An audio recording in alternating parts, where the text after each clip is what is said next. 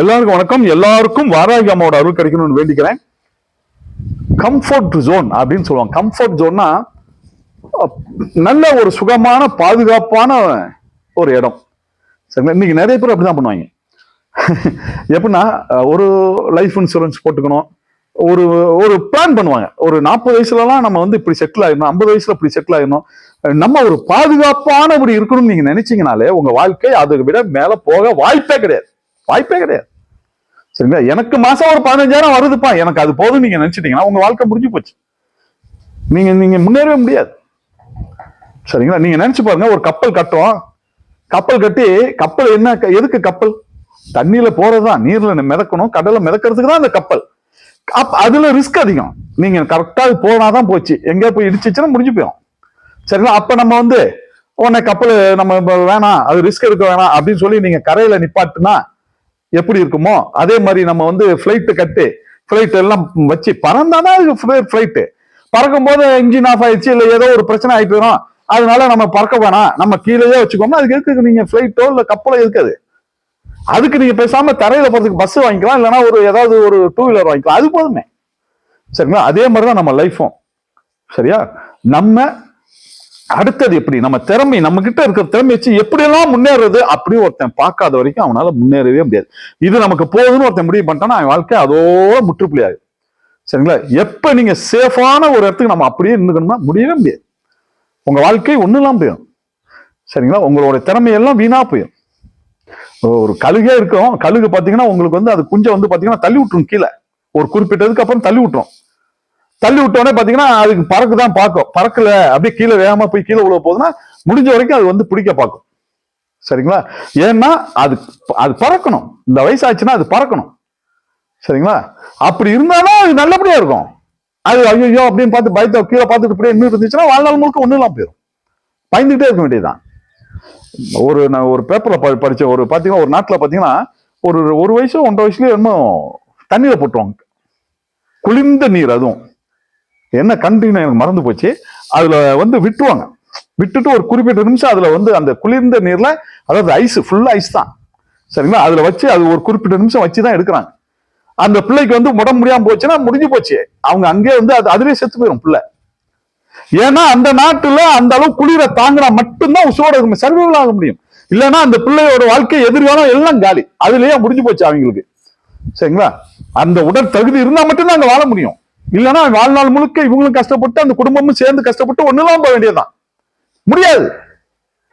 சரிங்களா? நம்ம இதுல பாருங்களேன் என்னென்ன பண்றோன்னு. ஒரு எல்கேஜி அந்த இது படிக்கும் போதே இவங்க ஏதோ பெரிய டாக்டர் அப்படியே இல்லைன்னா ஒரு கலெக்டருக்கு படிக்கிற அளவுக்கு நம்ம ரெடி பண்ணுவோம். எப்ப? எல்கேஜி படிக்கும் போதே எப்படியாவது இவனை இப்படி ஆக்கணும், அப்படி ஆக்கணும். ஆனா நாசமா போவீங்களா? இவங்களுக்கு என்ன திறமை இருக்குன்னு ஒருத்தனாவது பாக்குறோமா? பாருங்க, நம்ம பிள்ளைக்கு என்ன திறமை இருக்கு அப்படின்னு நம்ம கண்டுபிடிக்கிறது இல்ல. நம்ம பிள்ளைய எப்படி ஐஏஎஸ் ஆக்குறது? கடைசியில் மெண்டல் ஆகி தெரியும். ஐஏஎஸும் படிக்காம, ஒரு டாக்டருக்கும் படிக்காம, கடைசியா 10,000 சம்பளத்துக்கு ஏதாவது ஜெராக்ஸ் கடையில் வேலை செய்யற மாதிரி ஆயிப்போம் கடைசியில. சரிங்களா? நம்ம பிள்ளைகிட்ட என்ன திறமை இருக்கு? ஏங்க ஒரு டிராயிங் இருக்குங்க, நல்ல டிராயிங் வரும், ஓகே, மாசம் 1 லட்சம் சம்பாதிக்கும், மாசம் 5 லட்சம் சம்பாதிக்கலாம். டாக்டரா என்ன கிளிக்க போறான்? எல்லா டாக்டரும் அப்படியே படிச்சவன் அப்படியே கோடிக்கணக்கில் சம்பாதிக்கிறானா? சொல்லுங்க பாப்பா. ஒரு வக்கீல் எல்லாம் பெருசா படிச்சு அப்படியே எல்லாம் பெரிய அளவுல மாசம் 5 லட்சம் சம்பாதிக்கிறாங்களா? ஒண்ணும் இல்ல, ஒரு ஆரி ஒர்க் இருக்கு, ஓகே, மாசம் 5 லட்சம் சம்பாதிக்கும். சரிங்களா? இல்ல என்கிட்ட விவசாயம் இடம் இருக்குப்பா, விவசாயம் என் பிள்ளைக்கு வந்து நல்ல அந்த ஆர்வம் இருக்கு, செய்வோம். சரிங்களா? இல்ல கார் ஓட்டுற திறமை இருக்கு, பண்ணுங்க, அது ரேசர் ஆகும், நல்லபடியா வரும். அதெல்லாம் கிடையாது. நம்ம ஆட்கள் அப்படியே ஐஏஎஸ் ஆகும்.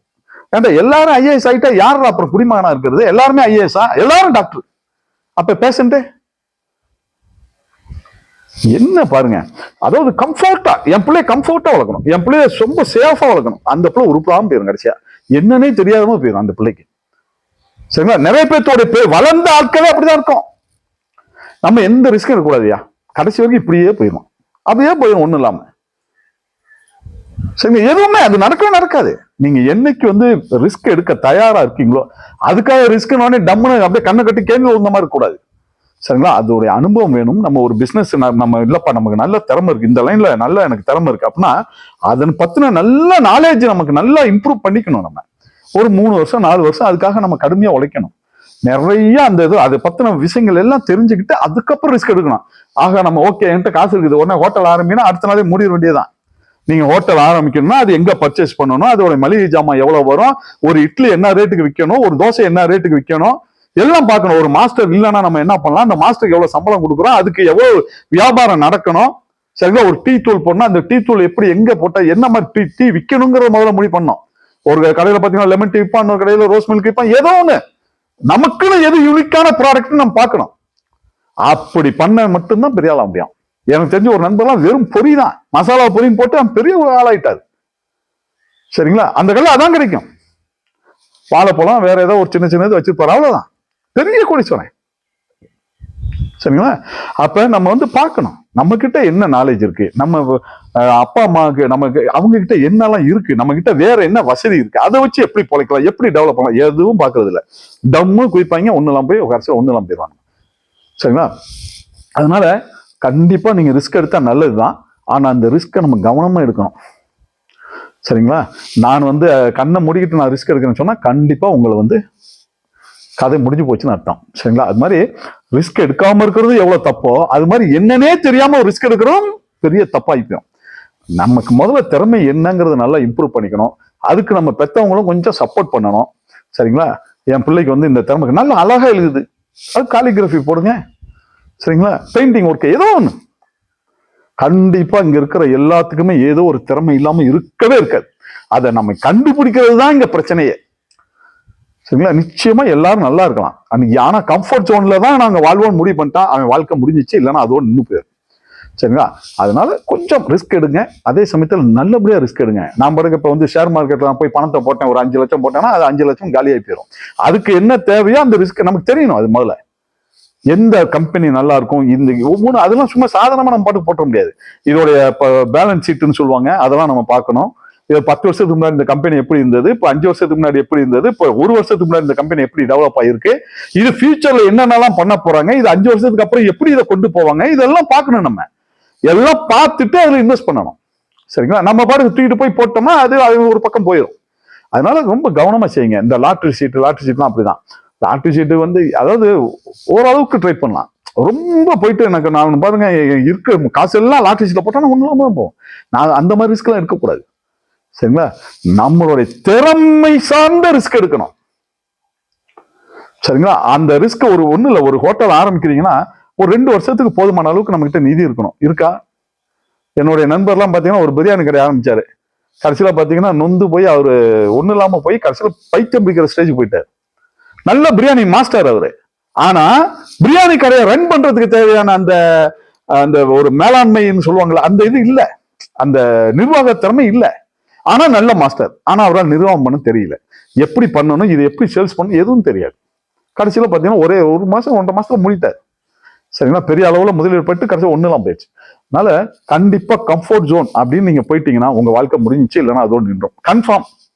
சரிங்களா? அதை தாண்டி திறமை சார்ந்த உங்ககிட்ட என்ன திறமை இருக்கோ அதை சார்ந்த ரிஸ்க் எடுத்தீங்கன்னு சொன்னா, ஏன்னா ஒரு பிசினஸ் ஆரம்பிக்கணும், ஒரு 2 வருஷத்துக்கு நஷ்டமானாலும் சமாளிக்கிற அளவுக்கு நம்ம கிட்ட நிதியும் இருக்கணும்.